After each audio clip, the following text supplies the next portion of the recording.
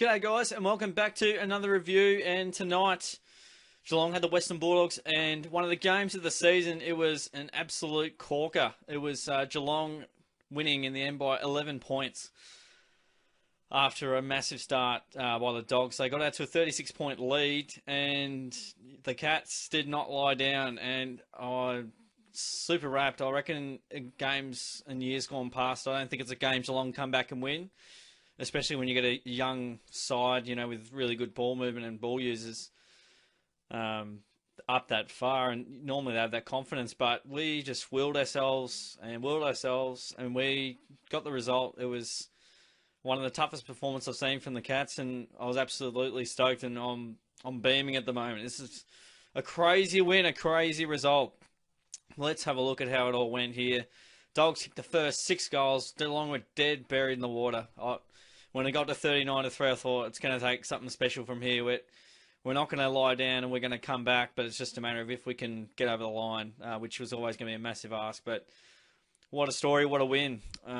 We kept the Dogs at bay in the second term and started to get the game going on our terms, and you were starting to win the ball out of the middle. But basically what started it all was the Dogs. They obviously were super hot around the contest. They were really tough and hard, and they were in beast mode, basically. They were moving the ball at will with hands and run and overlap and carry, and then it didn't allow us to set up defensively the way we liked. And that sort of, got a lot of one-on-ones, and they were able to lower their eyes a bit and really hit some targets up. So it made life very difficult for defenders early on, and our midfield just wasn't quite quick enough at times. The Dogs' handball was just so quick and rapid, as it normally is. And slowly we wheeled ourselves into the game, and we started winning contests and stoppages, and then all of a sudden, we're gaining territory and winning the battle there. So massive congratulations to everyone tonight, really. The battle in the midfield was really, really good, and as the game wore on, we sort of just got better and better, like a fine wine. And some amazing individual efforts as well. So, it was a crazy game of football, that's for sure. And once we sort of got on top in the stoppages, we were able to sort of, run and carry, and our pressure was brilliant. I loved it. The pressure that we brought to the Dogs was, especially after quarter time when we were a bit hands off, we sort of willed ourselves back in the game in that sort of manner, and that gave us some opportunities to put some damage on the scoreboard. And look, we were really, really good sort of inside 50, trying to apply that pressure and keep the ball sort of inside 50 and generate some opportunities for us. And we got some good results out of it. And to take home the win after being 6 goals down is goddamn impressive. So I'm super stoked with that. Let's have a little bit of a look at the stats. Plus 51 in touches, really, really good. And we got 9 more inside 50s, better by foot. And that probably sums up a really good point early on. We were a bit kamikaze with our ball use and tried to play the style that we tried to get sort of sucked in the way the Dogs are playing. But then we slowly addressed the momentum, and we started getting the game on our terms, and then playing a bit slower and sort of taking those kicks on the 45 when they were applicable, which helped us, no doubt. Hitouts were a big thing, and tell you what, if you want to talk about a turning point in the game, it was definitely the hitouts and the stoppages, because Dunkley and McRae taking the ruck, Blitzarves and Stanley were just monstering them, and we were clearly getting advantage out of it, and Beveridge has got to look into it. And it didn't really matter too much against Melbourne, but quite clearly I think that's the reason why we got back into the game. If you want to get some insight there, Beveridge won't like me saying it, but when I see the source of the problem, they were getting dominated in the ruck and we were getting advantage out of it. So therefore, that's a big reason we got back into the game. And English started to ruck later, so it's like, well, why didn't you realise that earlier? Why is English playing forward? And he wasn't really clunking any. So we did well on the clearances in the end, plus 8, very good. Contested ball was beautiful, and that was a big reason for the win. Got some ball on the outside as well. The Dogs early on would have just been dominating on the outside. Got some marks in there as well, a few more. And the marks inside 50 was quite interesting. It was a real sort of game that wasn't relying too much on the big forwards. It was Geelong probably won and maybe in a different way, and that's what I love about it. It wasn't like Tom Hawkins has to kick 12 goals for us to win.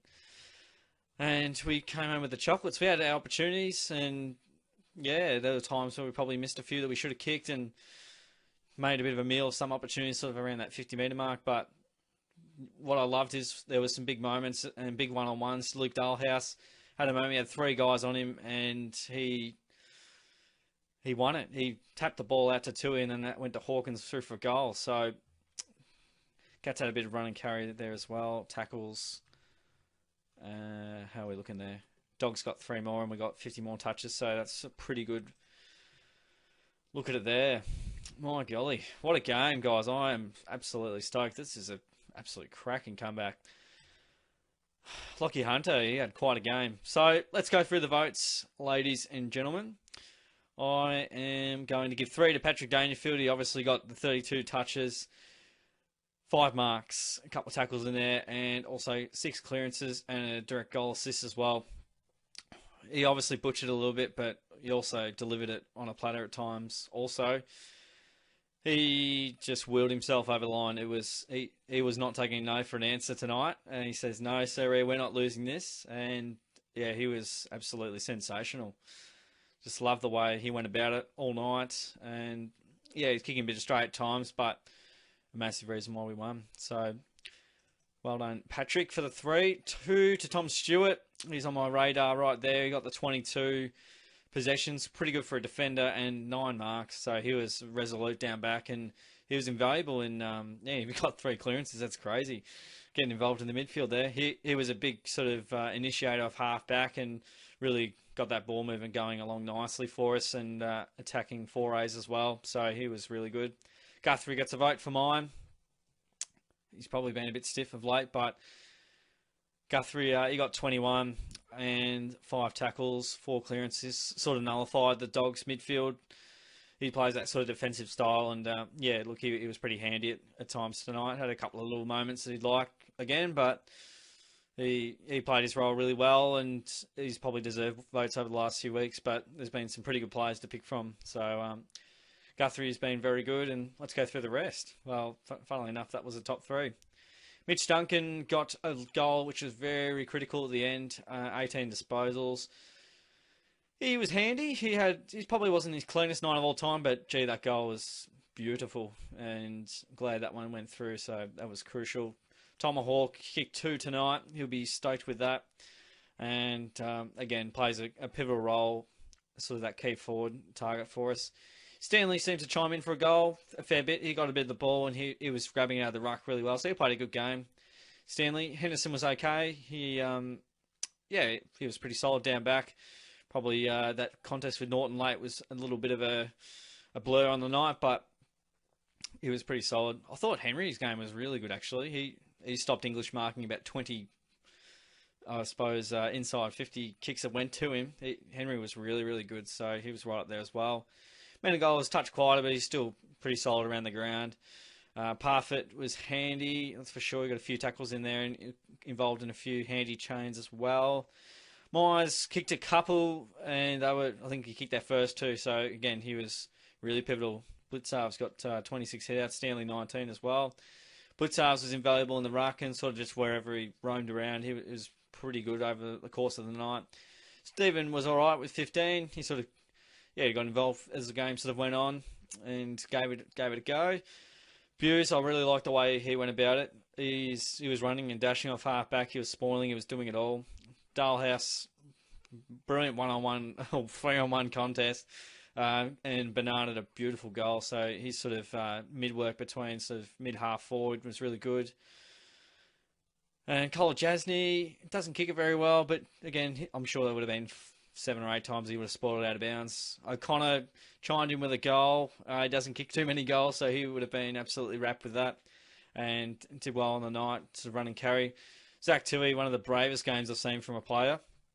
He looked gone twice, 2 or 3 times, and he just kept coming back. I didn't know what was going on. It's like his shoulder was popped out, and then I think he broke his ribs, and it looked like punctured lung. It was all happening, and he just kept coming back on the ground. He's got blood coming from out of his eyes.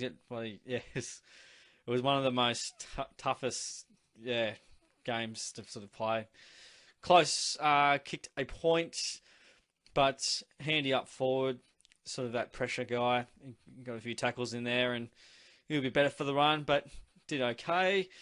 Harry Taylor, he got a fair old whack on the eye, and it looks like a golf ball's just been engulfed in his head.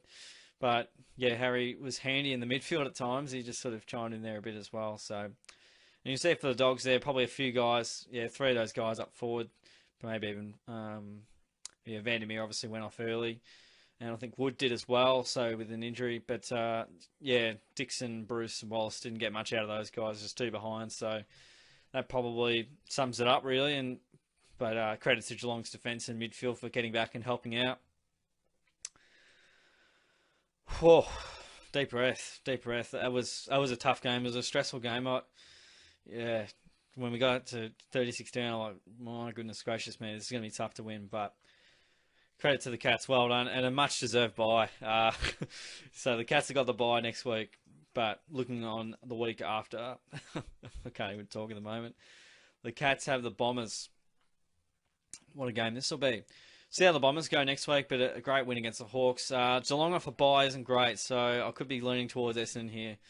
I think we've won maybe one or two games in the last 9 years after the bye, so I won't be confident going into a game when we've got a bye, but we'll see what happens. Could be a different Geelong this year. We'll wait and see. If I'm taking the bye out of it, I think we probably win in that sort of 3-4 goal margin area, but yeah, the bye's two funny buggers on us. Hopefully not this time around, though. But yeah, very impressive comeback from the Bombers, too.